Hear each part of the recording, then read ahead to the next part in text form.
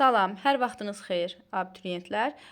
Deməli, növbəti videomuz gəlir. İmtahan öncəsi sizlərə dəstək məqsədi ilə bu dəfə sizə insan asqaridinin inkişaf dövriyyəsi sxemini, yəni şəkil üzərində 7-ci sinif biologiya dərsliyimizdə verilən həmin bu şəkil üzərində izah etmək istəyirəm. Yəni belə deyək də, xüsusilə müəyyən məqamları diqqətinizə çatdırmaq istəyirəm və məhz dərslikdəki şəkilə müraciət etməmin səbəbi də ümumiyyətlə bizə verilən material, əsas bizim əlimizdəki material dərsliyimiz olmalıdır.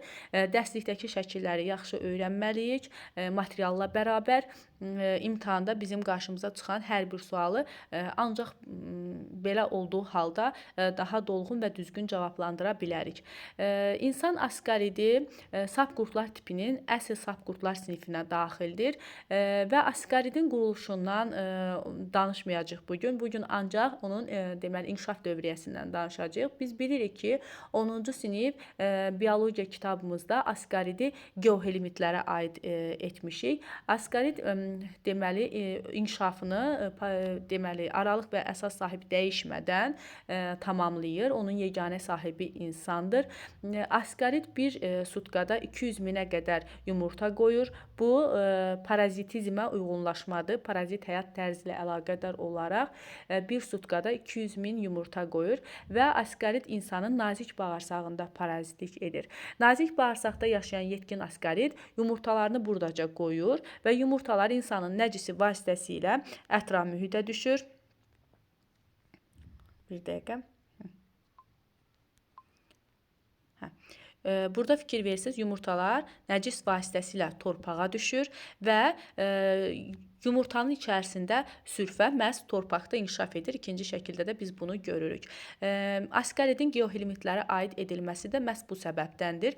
Geo yer deməkdir. Onun inkişafının müəyyən dövrü məhz torpaqda gedir və deməli həm yumurtanı görürük, insan orqanizmində yumurta kimi tərk eləyir və müəyyən inkişaf mərhələsinin müəyyən dövrünü torpaqda tamamlayır. Yəni yumurtanın içərisində sürfəni də biz burada görürük və insan asqaridə yumurta içərisində sürfə mərhələsində yoluxur. Bu istiqamətdə görəcəksiniz ki, burada yumurta içərisində sürfə insan tərəfindən udulur. Əvvəlcə insanın ağız boşluğuna düşür. Bu hansı yolla olur? İnsan yaxşı yuyulmamış meyvə tərəvəz yedikdə, xüsusilə də göyərti yedikdə, deməli yumurta içərisində sürfə insanın ağız boşluğuna, oradan udulağa, biz burada udlaqda sürfəni görürük. Burada fikir versiniz, udlaqda sürfə, oradan udulağa, oradan qida borusuna daxil olur və qida borusu da uşaqlar diafraqmanı dəlib qarın boşluğunda yerləşən mədəyə keçir. Deməli asqarid inkişaf dövriyyəsində yumurta içərisində sürfə mərhələsində bir dəfə diafraqmadan həzm kanalı vasitəsilə keçmiş oldu. Yəni qida borusu ilə biz bilirik axı həzm kanalının şöbələrindən biri qida borusudur və qida borusu iki əsas bədən boşluğunda yerləşir. Biri döş boşluğudur, biri də qarın boşluğudur. Deməli yumurta içərisində sürfə qida borusu da döş boşluğundan keçəndən sonra qarın boşluğuna daxil olur və bu sarı oxu izləsəniz mədə və bağırsağa daxil olur. Deməli mədədə daha doğrusu mədədə biz onun yumurtanın örtüyünün əridiyini görürük və yumurtanın örtüyü əridikdən sonra bir dəqiqə burada belə göstərək. Mədə və bağırsaqda deyirik. Burada bağırsaqda göstərib hələ də yumurta içərisində daha doğrusu cavan sürfəni göstərib. Deməli mədədə yumurtanın örtüyü əriyir. Bağırsaqda cavan sürfəni biz görürük. Biz bilirik ki, nazik bağırsağın divarında xovlar var və necə ki o xovlarda kaplyarların divarından qana qidalı maddələr sorulur. Eyni zamanda cavan sürfə artıq yumurtadan çıxıb, mədədə çıxır. Mədə bağırsaq sistemində çıxır deyirik, amma əslində burada bağırsaqda artıq cavan sürfəni göstərib. Ona görə də deyəcəyik ki, mədədə yumurtanın örtüyü əriyir, cavan sürfə azad olur, bağırsağa keçir, nazik bağırsağa.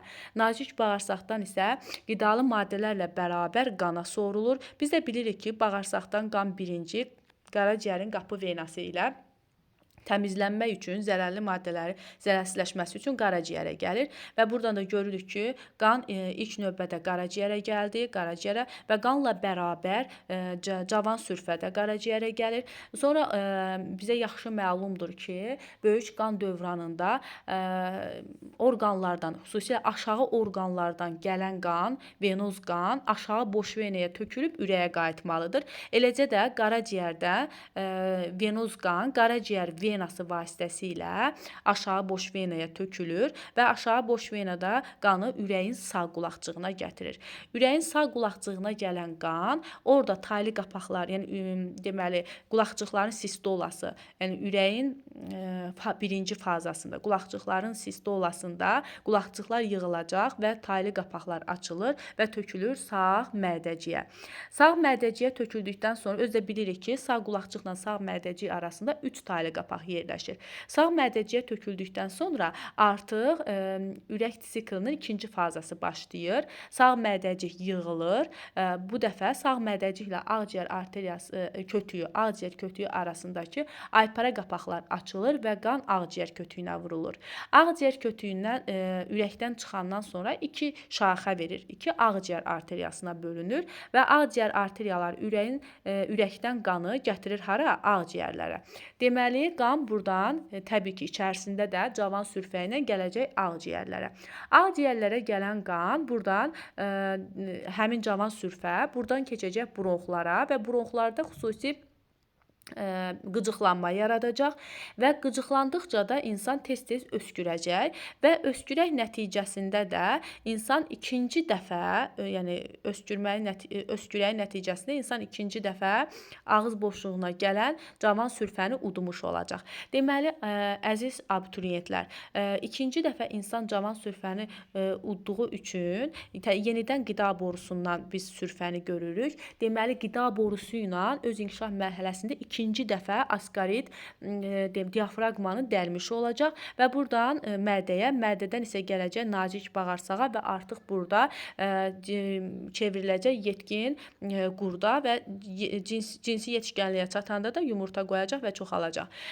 Biz burada nə gördük? Biz burada gördük ki, insan askaridi 2 dəfə inkişaf dövriyyəsində 2 dəfə udur. Bir dəfə deməli yaxşı yuyulmamış meyvə, tərəvəz və yaxud da göyərti yeyəndə askaridin yumurta içərisində sürfəsini udmuş olur. Hansı ki, bu sarı hissə ilə biz onu görmüşdük. Yumurta içərisində sürfəsini udmuş olur.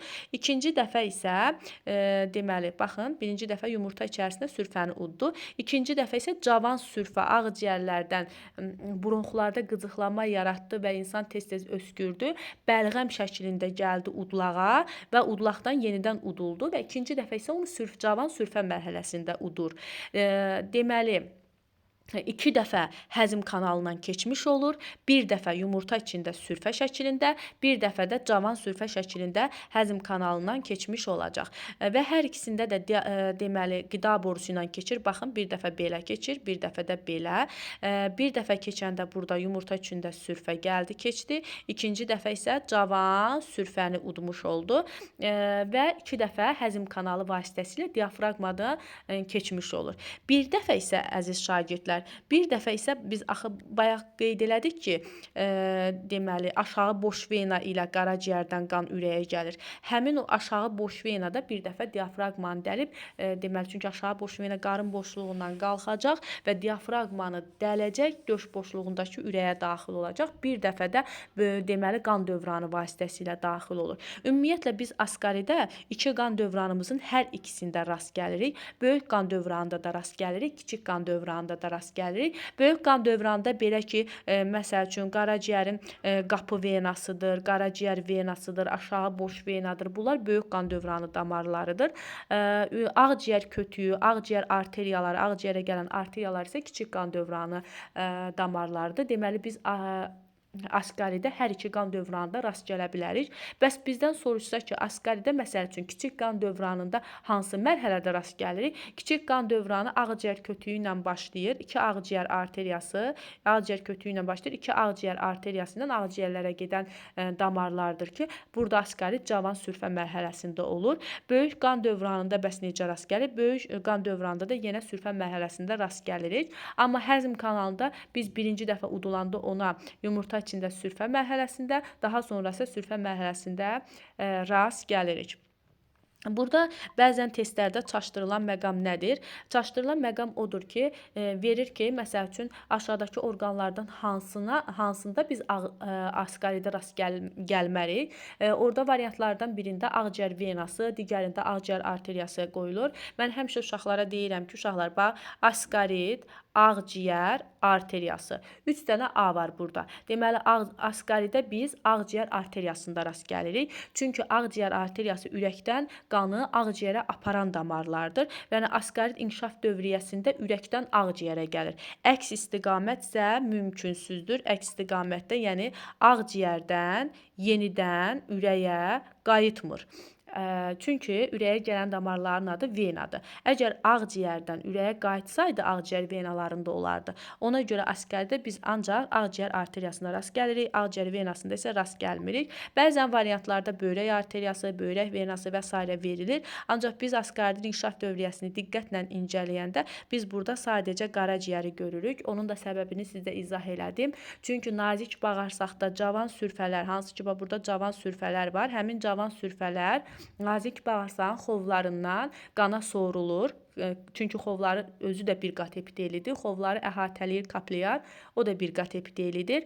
Deməli, qana sorulanda 2 dənə bir qat epitelini keçir qida məhsulları kimi və iç bağırsaqdan gələn qan qapı venası ilə qaraciyərə gəldiyi üçün biz onu görə bilərik və hətta bağırsaq venasında da biz onu görürük. Sonra gəlir qaraciyərə daxil olanda qaraciyərin qapı venası deyirik biz ona. Deməli, bağırsaq venalarında, bağırsaq kapillyarlarında və hətta qaraciyərin qapı venasında biz asqaridin sürfəsinə rast gələ bilirik.